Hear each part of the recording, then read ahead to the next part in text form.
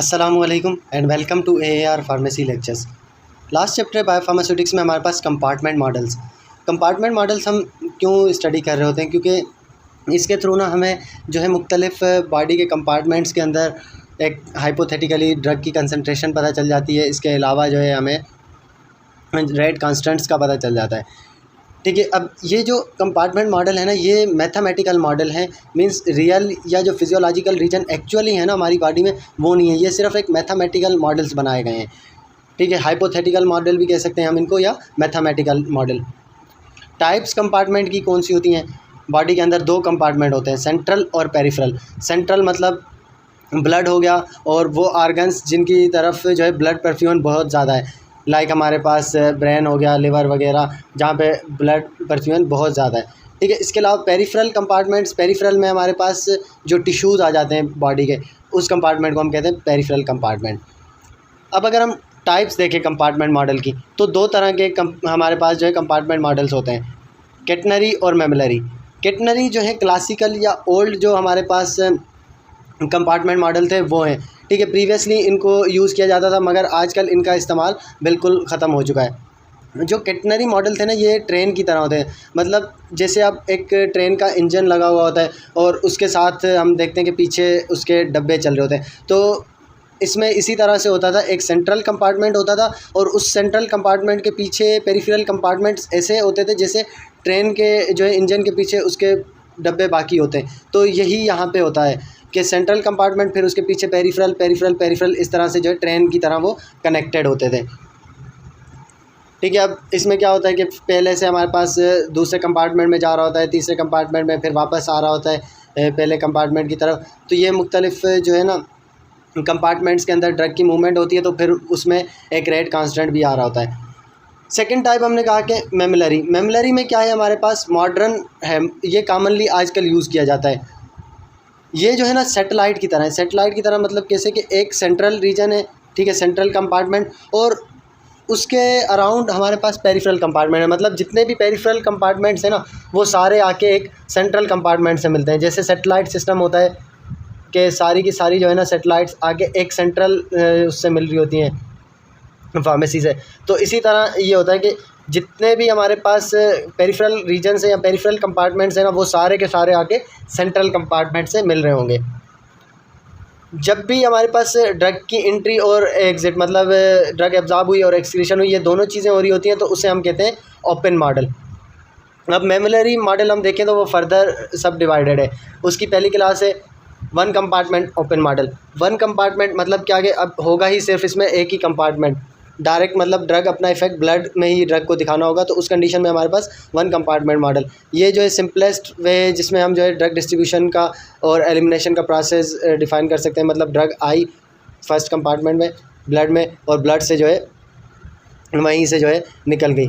अब for example हम अगर वन कंपार्टमेंट आईवी फॉर्म में देखें, वन कंपार्टमेंट आईवी इंजेक्शन अगर दिया जाए, तो वो डायरेक्ट जैसे ही हमारे पास आ रहा है ब्लड में उसने इफेक्ट दिखाया, वहाँ से वो के जो है ये उसकी एलिमिनेशन है, वहाँ से वो एलिमिनेट हो जाएगा। ये रेट कांस्टेंट है उसका। अब वन कंपार्टमेंट मॉडल अगर हम ओरल ड्रग्स के लिए देखें, ठीक है, ऐसी ओरल ड्रग जो फर्स्ट ऑर्डर काइनेटिक्स को फॉलो करती हूँ। अब इसमें क्या होगा, पहली चीज़ जैसे ही हमने ओरली दी तो एब्जॉर्प्शन होगी, तो एब्जॉर्प्शन होकर फर्स्ट कंपार्टमेंट कहाँ पे आएगी, वो ब्लड में। ठीक है, मींस ये के ए हमारे पास है रेट ऑफ एब्जॉर्प्शन। एब्जॉर्प्शन होने के बाद वो फर्स्ट कंपार्टमेंट जो वन है, ये हमारे पास ब्लड है, वो ब्लड में आई। ब्लड से आने के बाद फिर जो है वो एलिमिनेट आउट हो जाएगी वहाँ से, तो ये हो जाएगा रेट ऑफ एलिमिनेशन। तो इसमें दो रेट कांस्टेंट है, जबकि आईवी वाले में हमारे पास सिर्फ एक रेट कांस्टेंट था, क्योंकि वहाँ पे एब्जॉर्प्शन तो है ही नहीं, डायरेक्ट हमने आईवी की फॉर्म में दिया। इसके अलावा सेकंड हमारे पास है two compartment model. Two compartment model मतलब क्या होगा कि हमारे पास जो है ना site of action peripheral sites में होंगी। मींस अब ब्लड में नहीं है, अब पेरिफेरी तक जो जाके जो है ना ड्रग ने अपना इफेक्ट दिखाना है। अब इसमें भी दो फर्दर होंगी, आईवी और ओरल के लिए। आईवी फॉर्म के लिए हमारे पास जो टू कंपार्टमेंट है, हमने आईवी दिया, वहाँ से वो ब्लड में से जो है टिश्यूज़ में जाएगा।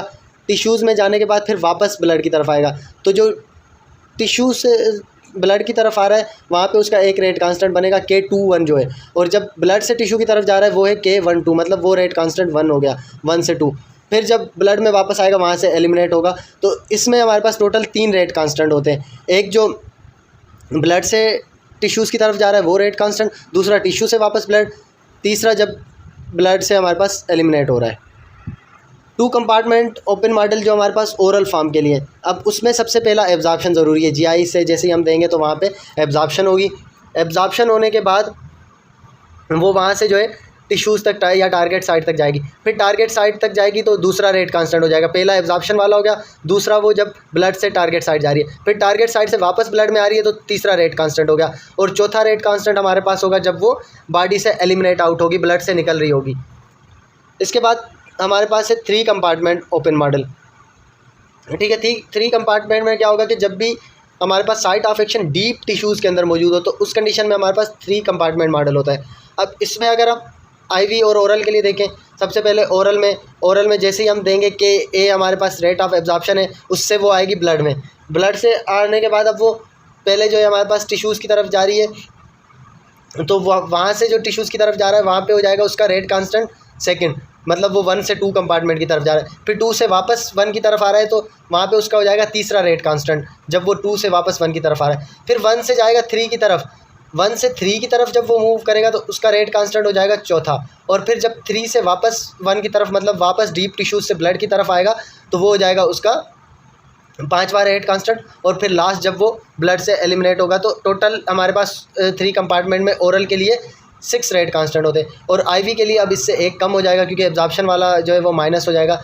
तो फिर हमारे पास 5 रेट कांस्टेंट हो गए। क्या होगा, डायरेक्ट हमने आईवी में जो फॉर्म में ब्लड जो है ब्लड के अंदर ड्रग दे दी, वहाँ से वो जो है सेकंड कंपार्टमेंट तक जाएगी, सेकंड कंपार्टमेंट से वापस ब्लड में आएगी, 2 रेट कांस्टेंट हो गए। फिर ब्लड से डीप टिश्यूज़ में गई, फिर डीप टिश्यूज़ से वापस जो है ब्लड कंपार्टमेंट तक आई, तो ये हमारे पास 4 रेट कांस्टेंट हो गए। और फाइनली जो है एलिमिनेट आउट होगी तो 5 रेट कांस्टेंट। अब कंपार्टमेंट मॉडल के फंक्शंस क्या हैं? पहला हमने कहा कि ये जो है हेल्प करता है हमें ड्रग की कंसंट्रेशन कैलकुलेट करने में मुख्तलिफ कंपार्टमेंट्स के अंदर। इससे हमें आइडिया हो जाता है कि मुख्तलिफ कंपार्टमेंट्स में ब्लड की कितनी कंसंट्रेशन है। इसके अलावा हमें जो है एक रेट कांस्टेंट का पता चल जाता है, विजुअल रिप्रेजेंटेशन मिल जाती है रेट कांस्टेंट की कि इस ड्रग के इतने रेट कांस्टेंट है, ये जो है ऐसे जो है बॉडी से जा रही है। इसके अलावा हमें जो है ना मुख्तलिफ रीजन्स में स्पीड का पता चल जाता है ड्रग की, ठीक है, कि रेट कांस्टेंट की बेसिस पे हमें पता चल जाता है इसका रेट कांस्टेंट इतना अच्छा, तो ये इस कंपार्टमेंट में यहाँ से जो है इतनी तेज़ी से जा रहा है। तो उससे हमें जो है मुख्तलिफ रीजन्स के अंदर ड्रग की स्पीड का पता चल जाता है, कितनी तेज़ी से वो मुख्तलिफ रीजन में जा रही है। बहुत शुक्रिया वीडियो लेक्चर्स को देखने का। यहाँ पे हमारे बायोफार्मास्यूटिक्स के चैप्टर कंप्लीट हुए। फर्दर आप लोगों को कोई भी कन्फ्यूजन है तो आप लोग जो है मुझे कमेंट्स करके मेंशन कर दें या जो है डायरेक्टली आप मुझसे पूछ सकते हैं।